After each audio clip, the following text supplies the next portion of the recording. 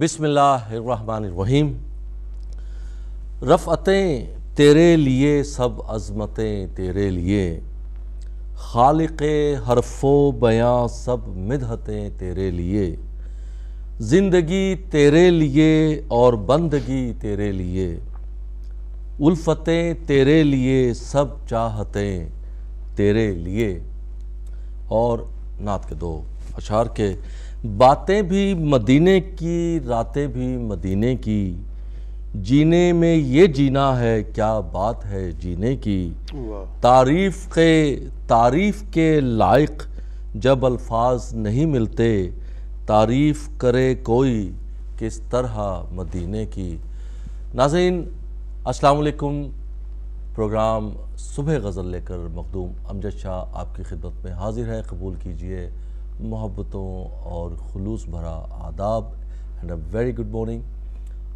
آج کا یہ مارننگ شو آپ کی خدمت میں ڈی ایم گلوبل ٹیلی ویژن نیٹ ورک کے پلیٹ فارم سے پیش کیا جا رہا ہے۔ حسب روایت حسب عادت میں کہوں گا کہ یہ پروگرام ہمیشہ آپ کی خدمت میں برس ہا برس سے جب سے یہ ٹیلی ویژن نیٹ ورک شروع ہوا یہ پروگرام تواتر کے ساتھ آپ دیکھتے ہیں۔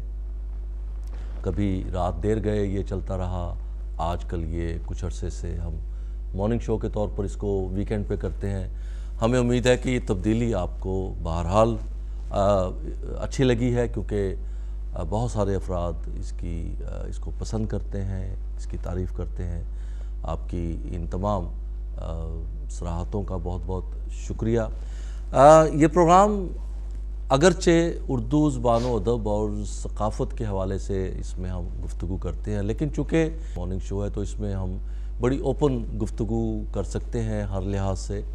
آپ کے پاس کوئی معلومات ہو ہمارے ساتھ شیئر کیجئے، کوئی خاص بات آپ کرنا چاہیں ہمارے ساتھ آپ شیئر کر سکتے ہیں، لیکن ایک بات کا خیال رکھیے کہ جب آپ ہمیں کال کریں تو اپنے ٹیلی ویژن کی آواز جو ہے وہ بند کر دیں یا بالکل مدھم رکھیں۔ ہمیشہ کی طرح جیسے آپ کو معلوم ہے کہ ہمارے ساتھ پروگرام میں مہمان بھی ہوا کرتے ہیں اور ان کے ساتھ ہماری گفتگو ہوا کرتی ہے، وہ ادبی میدان میں ان کا اپنا مقام ہوا کرتا ہے۔ آج بھی ہمارے ساتھ ایک بہت خاص مہمان ہماری درخواست پر یہاں تشریف لائے ہیں، پہلے بھی ہمارے ساتھ اس پروگرام میں آ چکے ہیں، محترم جناب سرفراز طالب سیال صاحب۔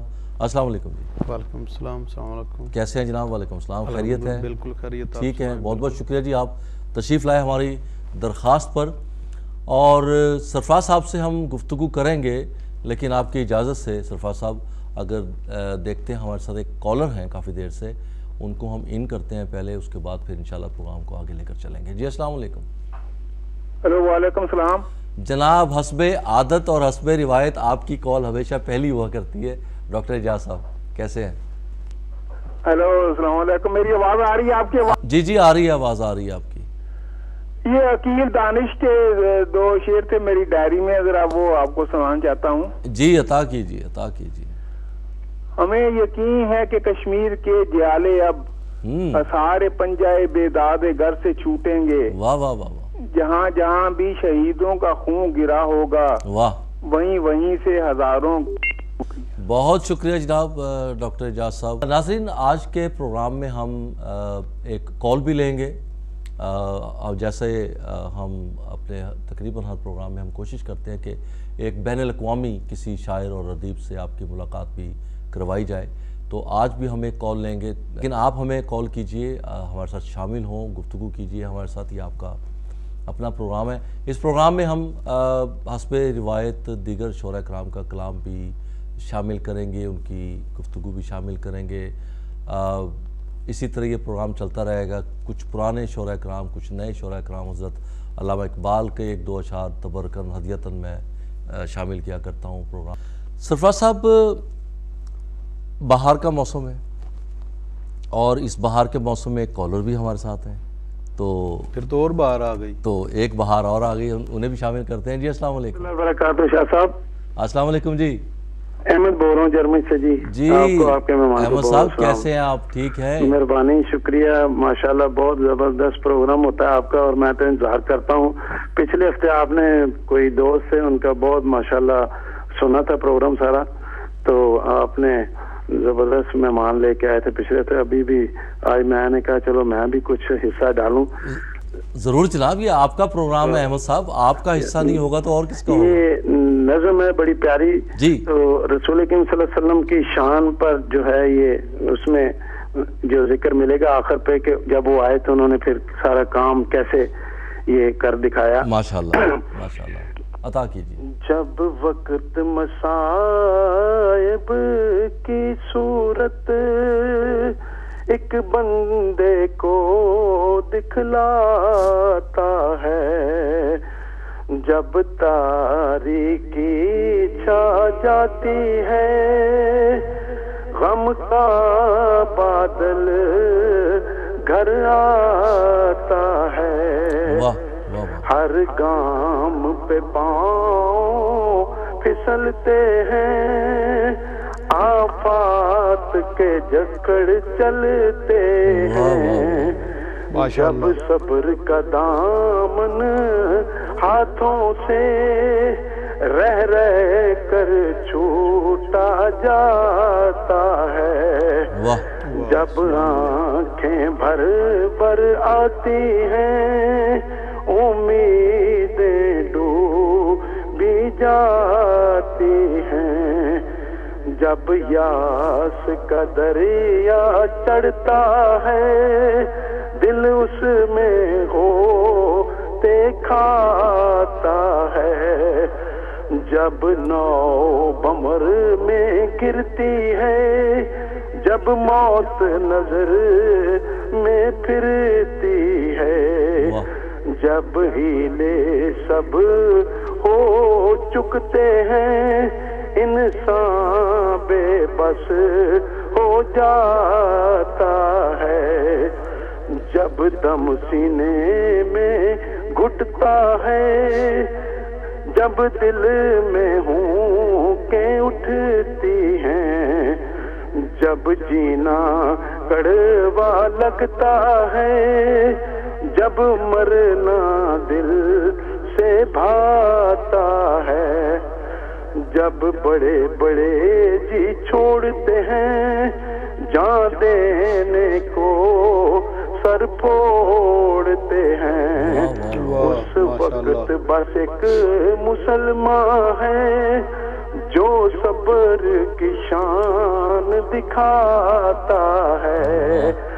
یہ برکت سب اسلام کی ہے, تعلیم اس رحمت عام کی ہے, جو نسخہ تسکین وہ لایا دل مسلم کا ٹھہراتا ہے, بے آس کی آس بندھ جاتا ہے, بھیج درود اس محسن پر تو دن میں 100 بار, پاک محمد مصطفیٰ نبیوں کا سردار.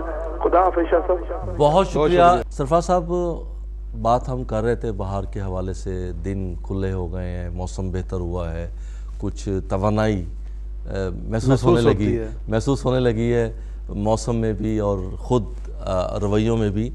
موسموں میں اگلے آنے والے دنوں میں تقریبات شروع ہو جائیں گی اور بہت سارے بین الاقوامی ادیب, شاعر, لکھاری اور دیگر فنکار بہت سارے ان دنوں میں یہاں پہ آیا کرتے ہیں. تو کیا خیال ہے کہ آپ کیا کہیں گے کہ یہاں پہ جو ادبی سرگرمیاں ہیں, مشاعرے بھی ہوا کرتے ہیں, اردو کانفرنسز ہوا کرتے ہیں. ڈاکٹر ندیم صاحب کو ہم 1 منٹ پہ لیں گے, پہلے آپ ذرا گفتگو کا آغاز کر دیجیے. سب سے پہلے تو جو آپ نے ذکر فرمایا نا شروع میں کہ صبح غزل تک آگے, غزل شب سے لے کے, تو تبدیلی زندگی کے آثار ہوا کرتے ہیں. جمود تو بہر الموت کا نام ہے. صحیح. یہ بھی ایک تبدیلی ہے موسم کی. تو زندگی کے احساس اسی سے ہوتا ہے کہ ہم زندہ ہیں, بہرحال تبدیلی ہو رہی ہے. اچھا ہے, اس میں مشاعرے بھی ہوں گے, کانفرنسز وغیرہ بھی ہوں گی. یقیناً اردو ادب سے جو محبت کرتے ہیں, اردو سے جو پیار کرتے ہیں, بولنے والے ہیں, سیکھنے والے ہیں, تو ان کو بہرحال اچھا لگے گا, سمجھنے کا, سیکھنے کا بہرحال اچھا لگے گا, موقع ملے گا. اس سے پاکستان سے باہر جو لوگ بیٹھے ہوئے ہیں جن کا تعلق کسی حوالے سے بھی شعر و ادب سے ہوتا ہے یا اردو زبان سے ہوتا ہے تو ان کی تسکین بہرحال ہو جاتی ہے. تو یہ ہوتے رہنا چاہیے. تبدیلی آئی ہے موسم میں بھی تو یقیناً اچھے پروگرام دیکھنے کو ملیں گے یو کے میں بھی, یو کے سے باہر بھی. اور ہم بھی اپنے مطلب جس طرح سے ہے یہ لوگ آیا کرتے ہیں اس ملک میں, ہم بھی کوشش کرتے ہیں اس پلیٹ فارم سے کہ ان لوگوں کو پیش کریں ناظرین کے لیے, ان سے گفتگو کریں, استفادہ کریں اور دیکھیں کہ ادبی سرگرمیوں میں کس طرح سے پوری دنیا میں جو ہے. یقیناً جو لوگ باہر سے آتے ہیں, پاکستان سے آتے ہیں, ہندوستان سے آتے ہیں یا دوسرے ممالک سے, جو پاکستانی کسی اور ملک میں اگر رہ رہے ہیں تو وہ آتے ہیں تو یقیناً اسے اچھا لگتا ہے.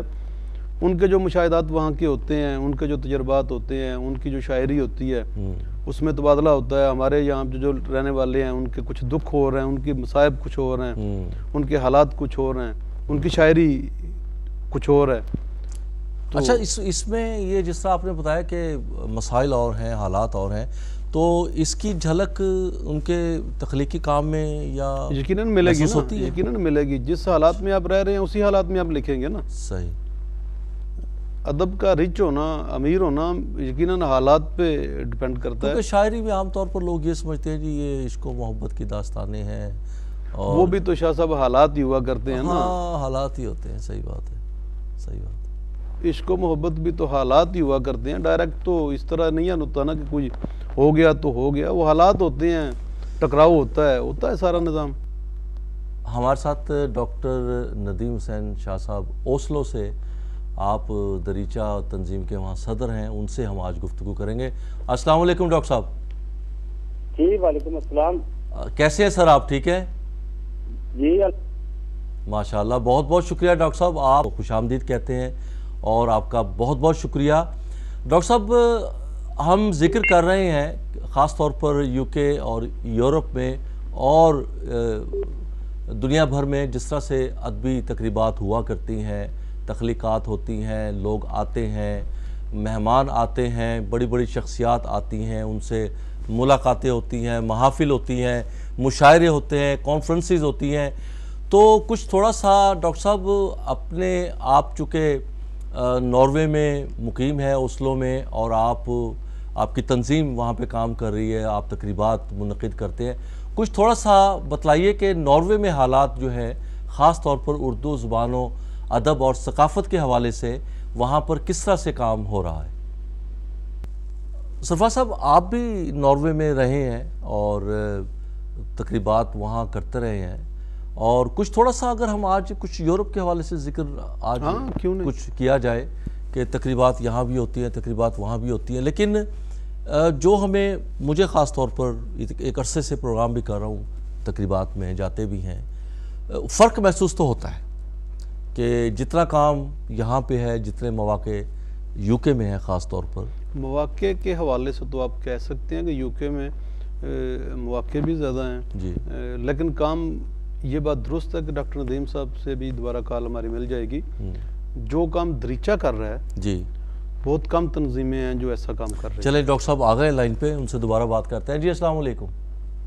جی وعلیکم السلام. میری آواز آ رہی ہے آپ کو؟ جی ابھی آ رہی ہے. شکریہ بہت بہت آپ کا کہ آپ تشریف لائے. بہت بہت شکریہ, آپ نے مجھے موقع دیا بات کرنے کا. جی تو میں ڈی ایم گلوبل کا شکریہ ادا کرتا ہوں.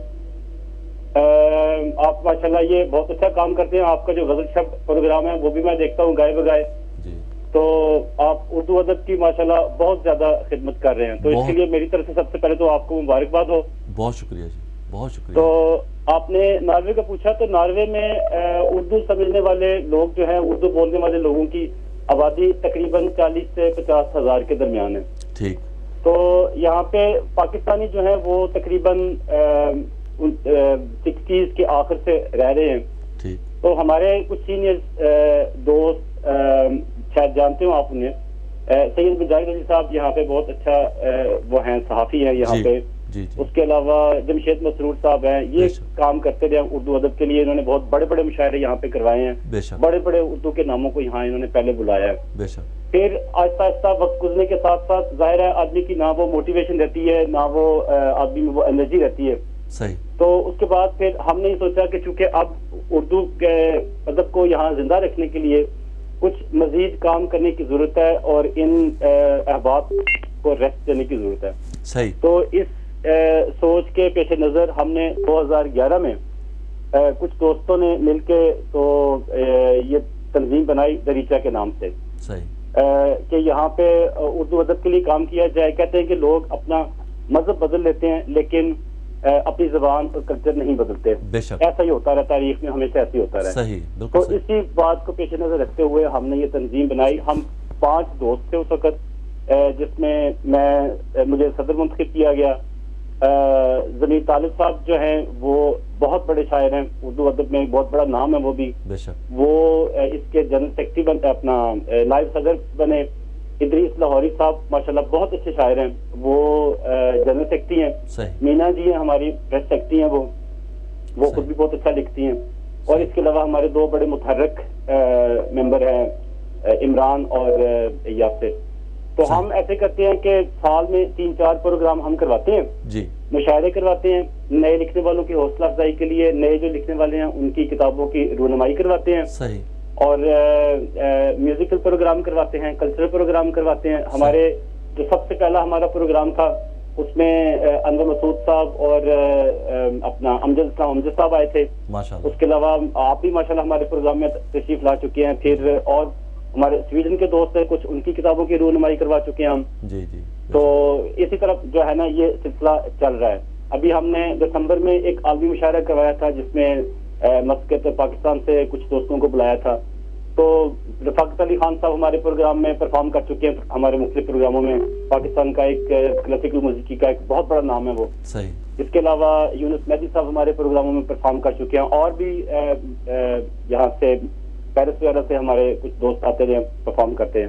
تو ہمارے اس وقت اپنے وہ میاں مٹھو بننے والی بات نہیں ہے. اوسلو میں سب سے اردو ادب کے لحاظ سے جو سب سے متحرک تنظیم ہے اس وقت وہ دریچہ ہے. صحیح. تو الحمدللہ آپ جیسے دوستوں کی مدد, حمایت اور دعا ہے کہ یہاں پہ ہم اردو ادب کو زندہ رکھے ہوئے ہیں. اچھا ڈاکٹر صاحب, ایک ضمناً آپ سے یہ بات پوچھنا چاہوں گا کہ گزشتہ چند برسوں میں 2-3-4 سالوں میں جو میں نے محسوس کیا, میں خود بھی حاضر ہوا ہوں آپ کے پروگرام میں, شرکت کی ہے, دیکھا ہے, بڑی خوشی ہوئی ہے. اور بڑا آپ وہاں پہ لوگوں کی تعداد آپ اکٹھا کرنے میں کامیاب ہو جاتے ہیں. یہ آپ کی وہاں پہ اللہ تعالیٰ نے آپ کو عزت دے رکھی ہے آپ کے کام کی وجہ سے. لیکن یہ بتلائیے کہ آپ کے جو پڑوسی ممالک ہیں جس میں سویڈن ہے, ڈنمارک ہیں, وہاں پر آپ کی تقریبات کا, یا یوں کہہ لیں کہ جو کاوشیں آپ کی طرف ہو رہی ہیں ان کا وہاں پہ کتنا اثر ہو رہا ہے؟ وہاں پہ اردو میں کچھ کام ہو رہا ہے کچھ آپ کے خیال میں؟ جی جی بالکل. جو ہے سویڈن میں ڈاکٹر عارف کسانہ صاحب ہیں, جمیل احسن صاحب ہیں جنہیں میں جانتا ہوں. جی جی. وہ وہاں پہ کام کر رہے ہیں. اردو ایشین اردو سوسائٹی ہے. جمیل احسن صاحب, جمیل احسن صاحب خود بھی بہت اچھے شاعر ہیں. ڈنمارک میں بہت کام ہو رہا ہے. ڈنمارک میں تو خیر ہماری بہن صدف مرزا صاحبہ بہت ایکٹیو ہیں. جی. اس کے علاوہ وہاں پہ اور بھی احباب ہیں جو اردو ادب کے لیے بہت کام کرتے ہیں. فن لینڈ میں بہت زیادہ کام ہو رہا ہے. وہاں پہ ارشد فاروق صاحب ہیں. جی. انہوں نے فن لٹریچر سے اردو لٹریچر میں بہت سی کتابوں کا ترجمہ کیا ہے, باقاعدگی سے لکھتے رہتے ہیں وہ. تو یہ جو نارڈک کنٹریز ہیں ان میں ماشاءاللہ بہت کام ہو رہا ہے. ہمارے اپنے ناروے میں دیکھیں کہ ایک چھوٹے سے ملک میں جس میں صرف 40 سے 50 ہزار تک آبادی ہے اردو سمجھنے والوں کی, اس میں اتنے بڑے بڑے شاعر ہیں. آپ دیکھیں جمشید مسرور صاحب ہیں, بہت اچھے شاعر ہیں ماشاءاللہ. ان کو پچھلے دنوں تمغہ امتیاز بھی ملا ہے حکومت پاکستان کی طرف سے. اس کے علاوہ اردو نظم میں, مجرد نظم میں بہت بڑا نام ہے فیصل ہاشمی صاحب کا. بہت اچھا لکھتے ہیں فیصل ہاشمی صاحب. 2-3 کتابیں ان کی آ چکی ہیں. پنجابی کے بہت بڑے شاعر ہیں خالد حسال صاحب, ان کی شاعری پڑھنے سے تعلق رکھتی ہے. اس طرح آفتاب بڑائچ ہیں, جواد شیخ ہیں, وہ یہاں سے شفٹ ہو گئے لیکن یہیں سے وہ بھی خیر. اس کے علاوہ ارشد شاہین صاحب ہیں, ادریس صاحب ہیں, ضمیر طالب صاحب ہیں. یہ ایک چھوٹے سے ملک میں اتنے بڑے بڑے شاعر ہیں, یہ بڑی قابل فخر بات ہے اردو ادب کے لیے. لیکن ایک اور ادب نواز نام ہے آپ کے پاس, شاید آپ کو یاد نہیں ہے, طارق مرزا صاحب. کون؟ مرزا صاحب, طارق مرزا صاحب. ہاں جی. جی جی جی جی جی طارق مرزا صاحب جو ہے نا وہ شاعری تو نہیں کرتے لیکن وہ ادب نواز ضرور ہے. ماشاءاللہ ان میں رائٹنگ پاور بہت زیادہ ہے, بہت زیادہ. ہمارے بڑے اچھے دوست ہیں, بھائی ہیں ہمارے. ایک نام میں بھول گیا ہوں, مسعود منور صاحب. جی ہاں, مسعود منور صاحب. مسعود منور صاحب بہت اچھے رائٹر ہیں. یہ مسعود منور صاحب میرے پروگرام میں بھی تشریف لا چکے ہیں, میری ان سے ملاقاتیں بھی ہیں. مسعود منور صاحب تو جناب آپ کے پاس ادب کا بہت ضخیم اثاثہ ہے. جی بالکل ہیں, بالکل ہیں. اچھا, ایک آخری مختصراً ایک اور چیز میں پوچھنا چاہتا ہوں کہ آپ پورے یورپ میں اور یو کے میں بھی آپ تشریف لا چکے ہیں, بارہا یہاں تقریبات میں شرکت بھی کی ہے, تو اگر تھوڑا سا تقابلی جائزہ لیں تو آپ کو کتنا فرق محسوس ہوتا ہے اس حوالے سے؟ یو کے اور ناروے کا جی جی جی جی دیکھیں, وہ میں نے پہلے کیا نا کہ ایک آبادی کا بھی حساب ہے, پھر آپ دیکھتے ہیں کہ کتنا ایکسپوجر کتنا ہے اس حساب سے. جو یو کے میں احباب کام کر رہے ہیں, ظاہر ہے وہاں ایک بڑی آبادی ہے, ایکسپوجر ان کا زیادہ ہے ان کے, تو اگر اس پرسنٹیج کے حساب سے دیکھیں تو میرا خیال ہے کہ ناروے میں کام زیادہ ہوا ہے, تھوڑی آبادی کے لحاظ سے, تھوڑے ایکسپوجر کے لحاظ سے دیکھیں تو ناروے میں کام جو ہے وہ زیادہ. بلکہ میرے ایک دوست آئے تھے پاکستان سے, انور گوندل صاحب, تو انہوں نے بات کی تھی, ہم ایک دن میں بیٹھے تھے, تو وہ یہ کہہ رہے تھے کہ جب میں دیکھتا ہوں ناروے کو اور دوسرے ملکوں کو کمپیئر کرتا ہوں تو آبادی کے لحاظ سے اور دوسرے وسائل کے لحاظ سے جب میں دیکھتا ہوں تو ناروے میں کام جو ہے وہ نسبتاً زیادہ, یہاں پہ کمیونٹی ادبی لحاظ سے زیادہ متحرک ہے. ڈاکٹر صاحب بہت بہت شکریہ ڈاکٹر صاحب آپ کا کہ آپ نے وقت نکالا, اور بہت مفید گفتگو رہی. آپ نے بڑا جامع خاکہ پیش کیا ہے, خاص طور پر ناروے یا اسکینڈینیوین کنٹریز میں جو ادبی حوالے سے تقریبات ہیں یا جتنا وہاں پہ کام ہو رہا ہے. انشاءاللہ آپ کو کسی وقت ہم زحمت دیں گے اس پروگرام میں, بنفس نفیس آپ سے گفتگو کریں گے, آپ کو سامنے بٹھا کر. آپ کی محبتوں کا, آپ کی کال کا ڈاکٹر صاحب بہت بہت شکریہ.